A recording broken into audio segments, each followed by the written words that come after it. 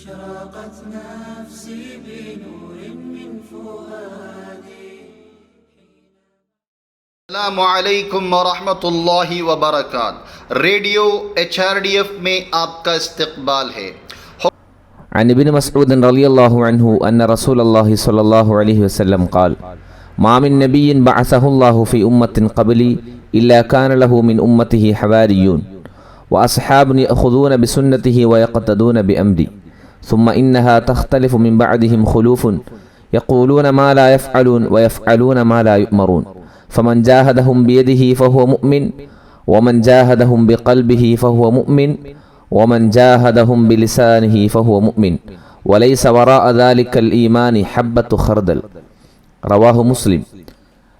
حضرت عبداللہ ابن مسعود رضی اللہ تعالی عنہ سے روایت ہے کہ رسول اللہ صلی اللہ علیہ وسلم نے ارشاد فرمایا، اللہ نے مجھ سے پہلے کسی امت میں جتنے بھی نبی بھیجے، ان کی امت میں سے ان کے کچھ حواری اور ساتھی ہوتے تھے جو ان کی سنت پر چلتے اور ان کے حکم کی اتباع کرتے.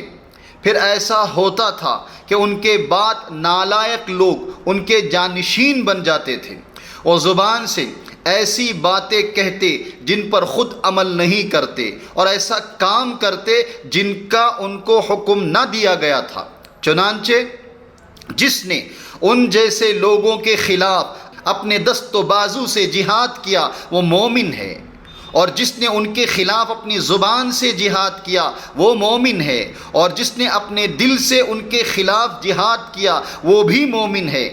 لیکن اس سے پیچھے رہ جانے والوں کے دلوں میں رائی کے دانے کے برابر بھی ایمان نہیں ہے.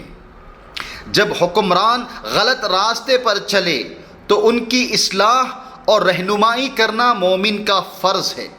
انصاف، مساوات، تحفظ، بھائی چارے جیسی انسانی اقتدار پر مبنی امن کی قوم کی تعمیر ہر حکمران کی ذمہ داری ہے. لیکن جو حکومت ہم پر حکمرانی کر رہی ہے وہ ناانصافی، زیادتی، فرقہ واریت اور بدعنوانی کے گڑھ بن چکی ہے. ایسے حالات میں مومن کی ذمہ داری بہت زیادہ بڑھ جاتی ہے.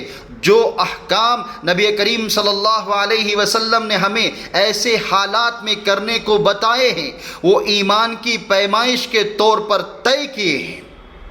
ہمیں یہاں ظالموں سے اپنے ہاتھوں سے لڑنے کی پوری کوشش کرنی چاہیے. ہمیں صحیح قیادت میں قانونی اور فکری طور پر لڑنے کی کوشش کرنی ہوگی. یہ لڑائی اس وقت تک جاری رہے گی جب تک حکومت کا کنٹرول اچھے لوگوں کے ہاتھوں میں نہ آ جائے.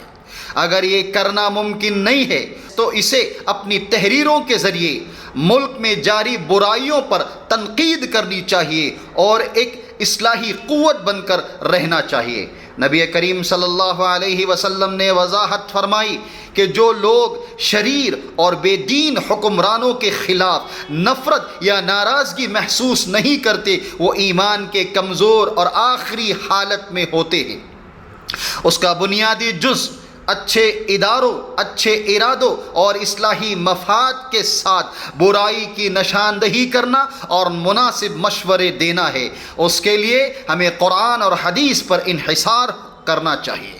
لیکن اگر کوئی شخص اپنی آنکھوں کے سامنے برائی اور غلطی ہوتے ہوئے دیکھے اور اس کے خلاف نفرت یا غضب ظاہر کرنے کے قابل نہیں ہوتا تو اس کا دل ایمان سے خالی ہوتا ہے.